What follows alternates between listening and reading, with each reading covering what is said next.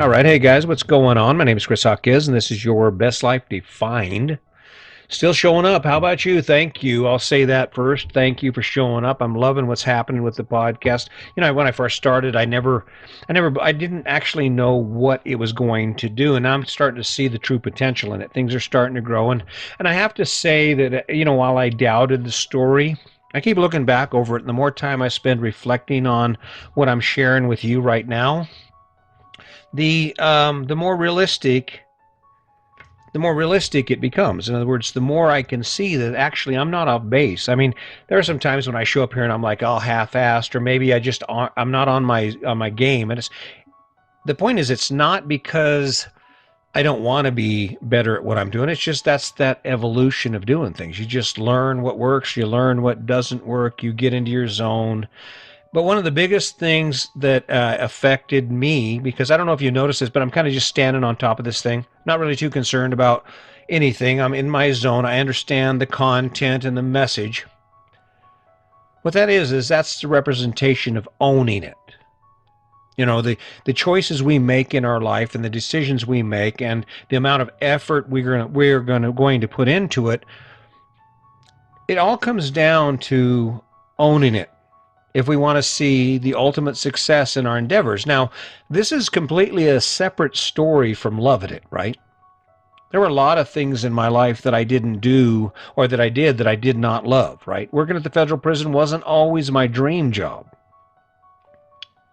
But you can bet while I was there, the one thing I did to make it better was I owned it. I owned every bit of it. So basically, it gave me the connection to ownership of that task that I've chosen. And people think, well, what the hell does this have to do with living your best life? Success comes when you make a commitment to something that holds you to that commitment until you see that success. That's where owning it comes in. The guy that owns the responsibility of running his company, he runs his company. What that looks like in that format is that he shows up every day ready to do what it takes to get the job done. And not only what it takes to get the job done, but he continually or she continually looks at ways to improve their performance, even in those bad situations where you just really aren't into it. And this is a constant thing? No, this is an endurance game. It's about you showing up and trying it until you can't do it and you fall away, but you realize I need to own this. You might be thinking, well, what sense does it make to own something that sucks? Well, when I say that, it's not necessarily the idea of purchasing something, but it actually, in essence, it is in a way that too. I had a job, and it was a great job. And you know how I would have made it a better job? Had I owned it. Had I said, I'm already here. I'm going to be here for 8 or more hours a day for at least 5 days a week. How about I learn everything I can about this job? How about instead of me fighting every decision and every change that occurs, I say, okay, I'm just going to roll with it because if nothing else, I've never ran that way in most situations. So I can't imagine what it would be like for me to show up one day and just own whatever's happening, whatever my boss tells me to do. I just go ahead and I just do it to the best of my ability. Now, taking ownership, especially in the position of your job, that's one of the best ways for you to improve your position, either financially or by the job that you do, right? Is own it. I don't know a supervisor alive that does not appreciate an employee who's willing to take more responsibility on. Because guess what happens when you own your job? Your boss is in someone else's business. And not only that, but you don't have to concern yourself with all of those issues related to being mediocre, to not taking care of business, that waking up in the middle of the night because you kind of screwed off a little more than you should have at work, and now you're pressed for time to get that job done, that project done, that deadline, right? Owning it is required for anything we do. I mentioned that the podcast, a few podcasts a while back, I was struggling, felt like I wasn't even in my own house, right? It was about me owning it. For some reason, every so often I get this idea in my head that it matters what people think of what I'm doing. Or maybe like sometimes I just get off track and I kind of talk in a circle. Now, the general message is still there, but sometimes I get off of the podcast. I'm thinking, man, Chris, you suck. You know what? I own it. I own whatever comes out of it. You know why? Because that's the only way it's going to happen, and that's the only way it's going to improve. When you think about your life, one of the key indicators that you can use to gauge your success in making the connection between who you are and the things you do is in the condition of the things that you do. You know how I can tell when someone is into gardening, when someone is into their yard? Their yard is perfect. It's usually that old guy, he retired from the bureau or he retired from whatever job he had. Now he's got his little house and he's out there every day and his wife's out there and they have pretty flowers and the lawn is cut just right. It's because he owns that. He owns that. Now the best combination, the best key for success is to base that decision on who you are and what you love to do. Because let's face it, even when you struggle, it's easy to do things you love to do. I don't imagine, I watched some motocross, right?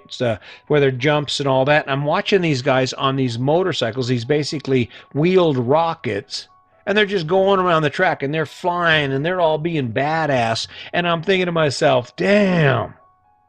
And what's cool about it is they're working their butts off. It has to be more physically grueling than anything I can ever imagine. I mean, it has to be like an MMA fight that never stops. Got 750cc or 250cc motorcycle between your legs, and you're the one that's got to guide it around the track, right? They accomplish that by owning it. And what makes it nice is most of those guys have not achieved that level of success if they hadn't chose something that was connected to what they love to do, right? That's how success is born. But owning it also works for those things that suck. I hate painting. I've said this before. I hate painting. I dread it. But guess what? Once the decision is made that I have to take that action, guess what I do? I own it. Instead of me spending time thinking about how it sucks and all the things I wish I were doing, I clear my mind, I put some really great music on, and the story that's playing in my head is, damn, I'm good at this. Damn, look at me, I'm over there cutting shit in. I'm like, man, I don't have a drop of paint on me. That's when you own it. Own it because that's where you are at the time, right? It drives me crazy. I used to think that having a clean car was significant, but it's not. I keep my car clean because I want to take care of it. It's a nice vehicle, but I certainly don't love the fact that I have to clean my vehicle. And this fifth wheel, 41-foot fifth wheel, I have to clean it here this week. In fact, I might do it today before we move, but it's not exactly my dream job. In fact, I've tried to simplify it. I mentioned I bought a power washer. We're going to see how that works. It should simplify it somewhat, but I own it. I own those sucky things too, because by owning it, it hones your attention. It gets you focused towards doing what you're doing and putting all those resources into making that thing happen and to get it done than it does when you allow yourself to sit around and spend time in your head thinking, man, this sucks. Now, what does owning it have to do with living your best life? When it comes to living your best life, the ideal plan is to own everything that you do because it's just so great. It's so connected to you, right? Now, is that logical? Is that possible? Let's face it, it's probably not possible with everything you do. I still have friends that work out at the federal prison, and if I told them, I said, well, you got to own that job, they'd be like, yeah. Not everything is fun, but the point is you make the best of it. And when it comes to living your best life, ask yourself what you would rather be doing, those things you think about when you're doing the things that suck and you're trying to work through the pain of getting that thing done. Pick one of those things you think about and own it. Pick one of those things you think about and wake up every day, look at your phone, and when you grab that phone, before you do anything else, ask yourself, what am I going to do today to make that thing happen, to make that change in my life happen? And I know I keep repeating this, but this is a scenario. It's still the three-step process. It doesn't matter what you're talking about. It's pick it, take action on it, revise it. That's the story, right? The only thing I keep doing is I keep milling this story around different ideas in your head, right? So let's talk about you owning something. Let's start this process for you, because hopefully what this will do is this will give you the starting point for you to start living your best life. Close your eyes and think about anything that you would love to do. If you're driving, don't close your eyes. But close your eyes and spend some time in your head while you're sitting here listening to this, and just take a minute and think about some one thing that you dreamed about doing, that you've always wanted to do, you wish you could do, you haven't done, right? And own it. Integrate that thought into your daily activity. Integrate that thought into your daily conversation. Start that dialogue. Tell your neighbors, your friends, the people you work with. Coworkers are great. They will dash your dreams in a heartbeat. I don't know how many people told me, "Oh yeah, I can't believe you're going to sell everything and live in a fifth wheel." They didn't show back up to say, how was Florida 2 winters in a row? How was Yuma? How cool was it to hike or to show up on Cadillac Mountain in Bar Harbor, Maine, in Bar Harbor, Maine, and watch the sun come up? They haven't gotten back with me on that. But they're like, "Oh, sure, yeah." Pick that thing and own it. Tell your friends about it, and when they ridicule you and they make fun of you, let that be the energy to drive you to show them, to prove them wrong. See, that's what I'm doing right now. So just so you know, there's part of the reason that I'm motivated to own this is because I get information every once in a while. I see these comments. I get a comment every once in a while that basically implies that, "Oh, come on, what are you doing?" Basically, it's kind of almost a joke thing. Now, they don't come right out and say it. But for all of those people who look at me and say, "Oh, man, what a clown. What a clown, that joke. Mr. Podcast Guy, really?" It's cool because it motivates me to prove them wrong. And in order for me to do that, I have to own every word I say. I have to own everything that I do when it comes to this. When it comes to that book. "Oh, he's been talking about writing that book forever." I have. I guarantee it. I have. You know why? Because writing a book, completing a book, and having a book published is one of the most difficult things I have ever done in my life. And some people might say, "Oh, shit." I mean, Stephen King, he'd be like, "Oh, what are you talking about? What are you talking about?" Any of those famous authors, like, "I just got a recipe. I just do it." Well, I haven't figured out my recipe. That's why I'm writing a book. So maybe I can figure out the recipe. But the point is, I own it. I own it because even if the book sucks, guess what? Once that book has been published, I can say, "I wrote a book." I can tell my grandkids, "Hey, I wrote a book." If my great, great, great grandkids get a hold of this podcast, "Hey guys, let me let you know I wrote a book." Wow. And I own it. I own those responsibilities. Here's where we get sidetracked.